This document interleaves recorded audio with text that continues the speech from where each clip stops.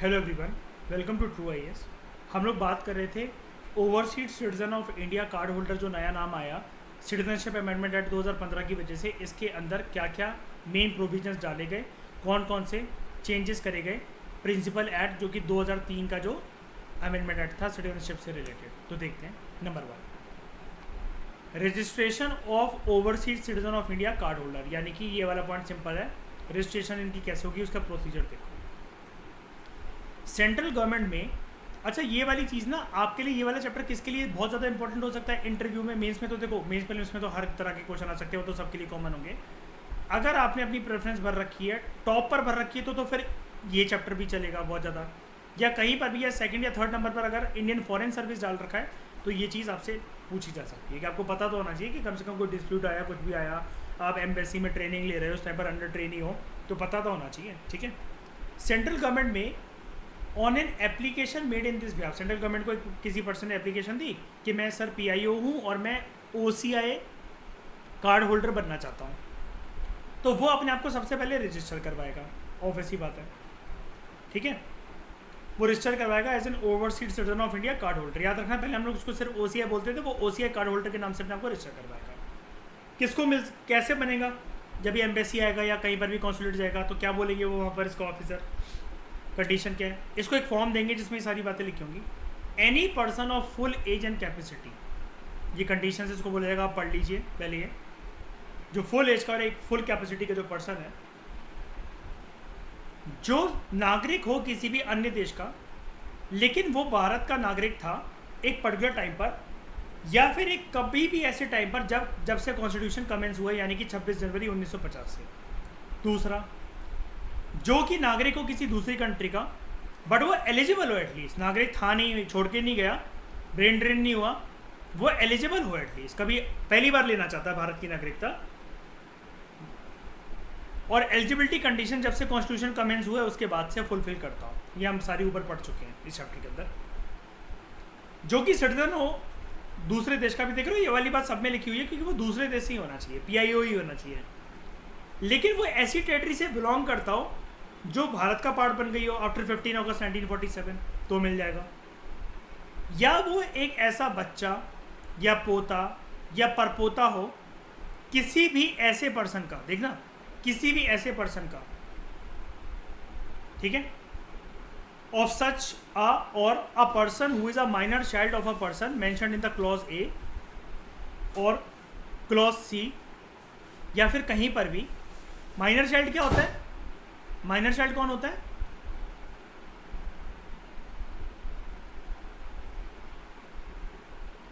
Below 18, simple. वो बेटा हो, पोता हो, परपोता हो, या माइनर चाइल्ड भी हो किसी ऐसे पर्सन का जिसके माँ बाप जो भारत के नागरिक हो, या एटलीस्ट एक भी माँ बाप अगर भारत का नागरिक हो, ठीक है, वो हस्बैंड हो या फिर वाइफ हो, spouse of foreign origin of citizen of India और spouse of foreign origin of an overseas citizen of India card holder. मतलब अगर मेरी वाइफ अगर हिंदुस्तान रह रही है, मैं आना चाहता हूँ आईएफएस की नौकरी छोड़कर वहाँ पर करके, या फिर मैं रिटायर होकर कहीं और रहने लगा, और मेरी वाइफ अगर कहीं काम कर रही है और मैं हिंदुस्तान रहता हूँ, तो मेरे नाम पर वो आना चाह रही है।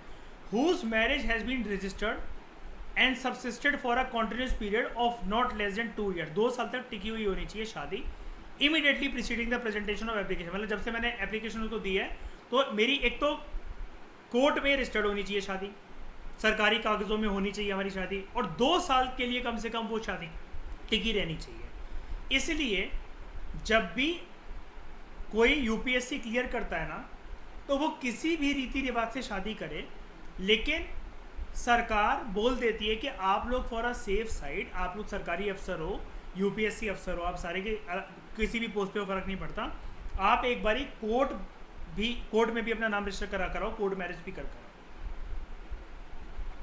ये हमारे लिए, I think if I am not wrong, ये हमारे लिए अब कंपल्शन भी बन चुका है यूपीएससी वालों के लिए।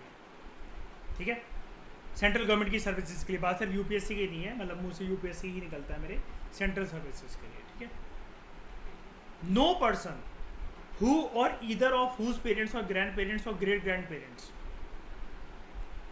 अगर वो नागरिक रहे हो पाकिस्तान के, बांग्लादेश के या कोई भी ऐसी कंट्री के जिसको सेंट्रल गवर्नमेंट ने स्पेसिफाई कर दिया हो कि ये एलिजिबिलिटी कंडीशन से बाहर है या वो है, ठीक है, इसको नहीं मिलेगा।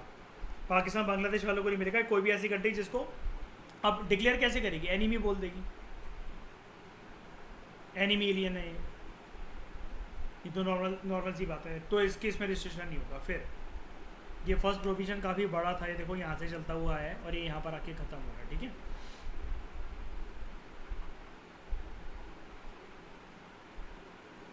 ठीक है, नो पर्सन ये तो हो गया। उसके बाद सेंट्रल गवर्नमेंट में specify the date from which the existing person of Indian origin card holders shall be deem to be overseas citizen of India card holder. मतलब वो डेट बता देंगे कि इस डेट से अब आप OCI कार्ड होल्डर्स भी हो। कोई भी चीज़ जो कि पॉइंट 1 में मेंशन है, पॉइंट 1 कौन सा, जो हमने ये पढ़े, ये सारे के सारे पॉइंट्स जो पढ़े, सेंट्रल गवर्नमेंट में अगर उसको लगता है कि कुछ स्पेशल सर्कमस्टांसेस एग्जिस्ट करते हैं तो after recording the circumstances in writing ऐसे पर्सन को रजिस्टर कर सकती है as overseas citizen of India. यानी कि अगर लगता है भारतीय सरकार को कि अलाउ नहीं करेंगे हम वैसे इंडिया ये पाकिस्तान और बांग्लादेश वालों को या जिस भी कंट्री को हमने मना कर रखा था इनके अलावा कि उससे युद्ध चल रहा था या वो एनिमी एलियन डिक्लेयर हो गया था, लेकिन अगर भारत की सरकार को लगता है कि कुछ स्पेशल सर्कमस्टांसेस के अंदर किसी को दे देनी चाहिए OCI कार्ड होल्डर का फ़ायदा, तो सरकार दे सकती है। सेंट्रल गवर्नमेंट डिसाइड कर सकती है, अल्टीमेट अथॉरिटी सेंट्रल गवर्नमेंट है। अब इतना डेप्थ में जाके पूछेंगे कि नहीं पूछेंगे इसकी गारंटी मैं नहीं दे सकता, क्योंकि इस टॉपिक से आज तक लास्ट 25 ईयर्स में बहुत कम क्वेश्चन निकले हैं। मान लो आप 1% से भी कम क्वेश्चन निकले हैं, लेकिन यहाँ पर क्वेश्चन ना ऐसे बन सकते हैं ब्रॉडर लेवल के कि ये जो OCI होता है या PI होता है, इसके ऊपर कोई भी जो चीज़ है इसके ऊपर डिसीजन कौन लेता है, क्या सुप्रीम कोर्ट लेता है, क्या प्रेसिडेंट लेता है, या मिनिस्ट्री ऑफ एक्सटर्नल अफेयर्स लेती है, कौन लेता है, तो आपको बोलना है सिंपली सेंट्रल गवर्नमेंट लेती है, ये आंसर होता है। ठीक है, उसके बाद हम लोग क्या पढ़ रहे हैं, टॉपिक से डाइवर्ट मत होना। ठीक है, कौन कौन सी प्रोविजंस करी गई सिटीजनशिप अमेंडमेंट एक्ट 2015 के अंदर। ठीक है, ये जब OCI को हटाकर हम लोग नाम चेंज करा हमने OCI India, OCI card holder. ठीक है, तो हमने पहला पढ़ लिया रजिस्ट्रेशन का प्रोसेस। दूसरा, राइट्स क्या होंगे जो OCI कार्ड होल्डर बन जाएंगे, उनको राइट्स कौन कौन से कन्फर करे जाएंगे, दिए कौन कौन से जाएंगे। जो एक OCI कार्ड होल्डर होगा, कोई भी हो, चाहे वो मेल हो फीमेल हो, ही और she shall be entitled to such rights जो कि सेंट्रल गवर्नमेंट स्पेसिफाई करे। अब मयूर डाउट क्लियर हो गया, वही राइट जो सेंट्रल गवर्नमेंट देगी वो डिसाइड करेंगे सेंट्रल गवर्नमेंट के किसको क्या राइट मिलेगा। ठीक है, OCI card holder shall not be entitled to following rights जो कि भारत के नागरिकों को दिए जाते हैं लेकिन इनको नहीं दिए जाएंगे। आप इसको ध्यान से देख लो तो मयूर सारी चीज़ आपको पता लग जाएंगी। He or she shall not be entitled to the right to equality of opportunity in matters of public employment। ये नहीं दिया जाएगा कि भैया कल को वो भी UPSC के एग्जाम्स में आकर बैठ रहे हैं ना। तो he or she shall not be entitled to the right of equality of opportunity in matters of public employment। ये हमको मिलता है, इनको नहीं मिलता। राष्ट्रपति के चुनाव नहीं लड़ सकते, उपराष्ट्रपति के चुनाव नहीं लड़ सकते, सुप्रीम कोर्ट के जज नहीं बन सकते, हाई कोर्ट के जज नहीं बन सकते। अब मयूर आपका पॉइंट, ही और she shall not be entitled for registration as a voter.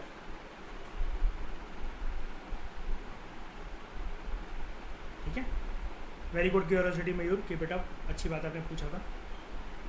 उसके बाद ही और she shall not be eligible for being a member of Lok Sabha और राज्यसभा, काउंसिल ऑफ स्टेट और हाउस ऑफ द पीपल, एक ही बात है। ठीक है, उसको एलिजिबिलिटी नहीं मिलेगी विधायक बनने की, MLA या MLC बनने की। और ही और she shall not be eligible for appointment to public services and post in connection with affairs of union और एनी स्टेट और of any state except for appointment in such services and post as the central government में specify. मतलब central government अगर बोल देगी कि तुम नायब तहसीलदार या पटवारी या फिर इस पोस्ट पे रह सकते हो, लोकसभा प्रोटोकॉल में ये वाली पोस्ट तुम चुन सकते हो, तो इतना चुन लोगे तुम। लेकिन हर पोस्ट नहीं कि तुम IAS भी बन जाओ, IPS भी बन जाओ, MPPSC क्लियर करके, UPPSC क्लियर करके, BPSC क्लियर करके तुम SDM भी बन रहे हो, DSP भी बन रहे हो, और फिर उधर की राज्य सरकारें भी तो डिटरमाइन करती हैं। एमपी में कोई ऐसी थोड़ी ना चले आएगा ये वो करके, क्या पता एमपी में नायब तहसीलदार ना मिलने दे। सेंट्रल गवर्नमेंट स्पेसिफाई करेगी कि कौन कौन सी सर्विसेज में कौन कौन सी पोस्ट के लिए तुम एलिजिबल हो। तो ये चीज़ अच्छी बात है कि सरकार ने बचा लिया, वरना होता क्या, ये ऐसे खदेड़ के भागे जाते हैं, पूरा हिंदुस्तान इनको उठा उठा के किसी को अरेबियन सी में फेंक रहा होता है, ऐसे लोगों को बे ऑफ बंगाल में फेंक रहा होता और इंडियन ओशन में सुहा कर देता। या तो रिनंसिएशन, अगर कोई भी OCI कार्ड होल्डर अगर एक ये प्रिस्क्राइब मैनर में डिक्लेयर करते कि वो रिनाउंस कर रहा है इस कार्ड को by registering him as an overseas citizen of India card holder, इसको छोड़ रहा है वो, ये जो डिक्लेरेशन है सेंट्रल गवर्नमेंट के पास जानी चाहिए, उसी के हाथ में लगा हुआ है। एंड अपॉन सच रजिस्ट्रेशन उसका OCI कार्ड छिन जाएगा। नॉर्मल सी बात है, बस मैंने दे दिया लिख कर और ये मेरे को नहीं चाहिए, छोड़ के चला गया। और मेरे जैसा कोई अफसर बैठा होगा वहाँ पर तो इसको बुलाएगा, इधर आइए ज़रा, तू वापस लौट तो जाइए जहाँ तेरे को लौटाने, लेकिन इधर आए पड़ी ज़रा पर्सनली मिल मुझे, तूने लिया क्यों था ये। When a person ceases to be an OCI card holder, जो इसकी बीवी या शौहर हो जो उसका होगा, स्पाउस, तो स्पाउस है, आपको पता है ना स्पाउस में किसी को दिक्कत तो नहीं है ना, स्पाउस दोनों के लिए एक न्यूट्रल टर्म होती है, वाइफ और हस्बैंड के लिए, है ना, इसमें किसी को कोई दिक्कत तो नहीं है, ठीक है। तो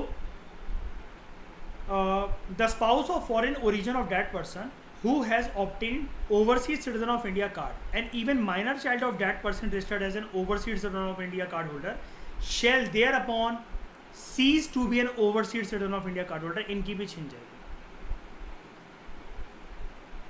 ठीक है। मतलब अगर वाइफ के ब्याह पर वाइफ को मिली थी तो हस्बैंड और बच्चे ऑलरेडी कवर हो गए उसके अंदर, काइंड ऑफ इंश्योरेंस है। हस्बैंड को मिली थी तो क्या कहते हैं, वाइफ बच्चे बीवी, ये बीवी और बच्चे कवर हो गए। किसी एक की भी गई अगर OCI कार्ड छोड़ दिया तो मान लो कि पूरा का पूरी फैमिली की छिन जाएगी, ये चीज़ ईजी सी बात है। वरना वो ये थोड़ी ना कहेगा मैं अपना छोड़ रहा हूँ, मेरी बीवी तो ये इसके पास रहेगा कार्ड, बच्चों के पास भी रहेगा, मैं छोड़ रहा हूँ अपना। सरकारी कामों में ऐसे मजाक नहीं चलता ना पिक्चरों वाला। Cancellation of registration as overseas citizen of India cancel होनी है तो कैसे, सेंट्रल गवर्नमेंट भी अच्छा यहाँ पर देखो, आप कहोगे इसमें फ़र्क क्या है। रिनंसिएशन होता है विलिंगली, बाय ओन विल, और ये सरकार की साइड से। सेंट्रल गवर्नमेंट जो है वो कैंसिल कर सकती है रजिस्ट्रेशन किसी भी ऐसे पर्सन का जिसके पास OCI कार्ड है, अगर सेंट्रल गवर्नमेंट को लगे वो सेटिस्फाइड है कि रजिस्ट्रेशन जो हुआ है OCI कार्ड होल्डर का ये फ्रॉड से या फिर फॉल्स रिप्रेजेंटेशन करके या फिर किसी एक जो इंपॉर्टेंट चीज़ बतानी चाहिए थी, सामने रखनी चाहिए थी, ये बाद में पता लगी, इसके बारे में पता चला ISI का एजेंट निकला ये। OCI कार्ड होल्डर जो है it has shown disaffection towards the constitution of India, ये जंतर मंतर पे संविधान की किताब जला रहा था या भारत के तिरंगे को चड्डी बनाकर पहन रहा था, ये सब अलाउ नहीं होता ना, फिर उसके जूते पहनकर घूम रहा था, ठीक है। तो उसको जब पता करा पुलिस ने पकड़ा, इसने कहा अच्छा OCI है तो आ जा, तेरे को तो थाने में बैठ के हम लोग बनाना शेक पिलाते हैं। OCI card holder has during any war, जहाँ पर इंडिया एंगेज था, इसने अनलॉफुल तरीके से ट्रेड करा या फिर कम्युनिकेट करा उस एनिमी कंट्री के साथ जिसके अगेंस्ट इंडिया वॉर लड़ रहा था। जो OCI कार्ड होल्डर्स है has with in 5 years after the registration, इसको ऐसी किसी बात के लिए जेल हो गई हो कि 2 साल तक इसकी सज़ा वो हो, ये वाली बात हम पहले भी पढ़ चुके हैं, ठीक है। It is necessary so to do in the interest of the sovereignty and integrity of India, security of India, friendly relations of India with any foreign country और in the interest of general public. यानी कि ऐसा कोई person जो कि देश की sovereignty and integrity के लिए खतरा बन सकता हो, सिक्योरिटी के लिए, या फिर इसकी वजह से, सिर्फ इस पर्सन की वजह से किसी दूसरे कंट्री के साथ हमारे रिश्ते बिगड़ रहे हैं। इसका एक एग्जांपल दूं, चाइना ने रोक दिया था उसको इंटरनेशनल टेररिस्ट घोषित करने से, मसूद अजहर नाम था आई थिंक उसका। तो देखो बताओ, एक पर्सन के लिए तुम ऐसे सपोर्ट कर रहे हो तो क्या अच्छे रिलेशन मेंटेन होंगे हमारे तुमसे? तो ऐसे किसी पर्सन का अगर कोई कार्ड बना हुआ है तो उसको छीना जा सकता है। ये तो सिर्फ एक एग्जांपल दिया, मतलब आपको मैंने मसूद अजहर का। Marriage of an overseas citizen of India card holder, ठीक है, अगर ये डिजॉल्व हो, हाँ OCI कार्ड होल्डर की मैरिज अगर डिजॉल्व हो गई, मान लो कि मेरे नाम पर मेरी वाइफ को मिला था, ठीक है, मेरा कार्ड था और उसके बेसिस पर बच्चों का इसका भी बन गया था, तो it has been dissolve by a competent court of law और अदरवाइज, तो सेंट्रल गवर्नमेंट फिर छीन लेगी कि आपको तो दीपांग की बीवी की वजह से, आप दीपांग की बीवी थी इस वजह से आपको मिला था स्टैंडल की वजह से, तो अब आप अपने देश वापस लौट जाइए, अब आपको नहीं मिलेगा ये। और marriage of an overseas citizen of India card holder has not been dissolve but during the subsistence of such marriage, उसका कहीं और मतलब शादी वगैरह हो गई है, फिक्स हो गई है या फिर हो चुकी है, सोलनाइज हो गई है मैरिज कुल मिलाकर, तो अब ये डिसाइड करता है, ये कॉम्पिटेंट पहले तो कोर्ट डिसाइड करेगा कि होना क्या है, उसके बाद सेंट्रल गवर्नमेंट बस डिक्लेरेशन पास कर देती है। ये शादी वाला मुद्दा है, डोंट वरी, इसमें इतनी कंफ्यूजन वाली बात मत रखना, लैंग्वेज सेफ्ट आप लिखी हुई है, ठीक है। अगर वो डिसॉल्व हो गई है पहले केस के अंदर, डिसॉल्व हो गई है, कॉम्पिटेंट कोर्ट ने डिसॉल्व कर दिया तो फिर छीनी जाएगा। अगर डिसॉल्व नहीं हुई है तो during the subsistence of such marriage, जब तक ये मतलब तारीखें चल रही हैं, बार बार हस्बैंड वाइफ को बुलाकर कोर्ट समझौता करवा रहा है, ये करवा रहा है, ठीक है, तो ही हैज सोमलाइज with the marriage of the other person, तो उस केस में भी अगर जो एक कपल है जिसने डाइवोर्स ले लिया है और वो दूसरे से जाके किसी से शादी कर ली है, अब वो तो हस्बैंड या वाइफ तो उसका रहा नहीं पहले वाले का, तो इस केस में ओसीआई चला जाएगा, क्योंकि ओसीआई मिला ही उसको ये था कि अगर वो एक ही वाइफ या हस्बैंड था, अगर ये पर्सन XYZ इसकी वाइफ या हस्बैंड था, अगर वो बी के पास चला गया शादी करके, तो अब इसका तू शादी करके रह उसके साथ फन कर, लेकिन ओसीआई कार्ड नहीं मिलेगा अब तक। Thank you very much for discussion.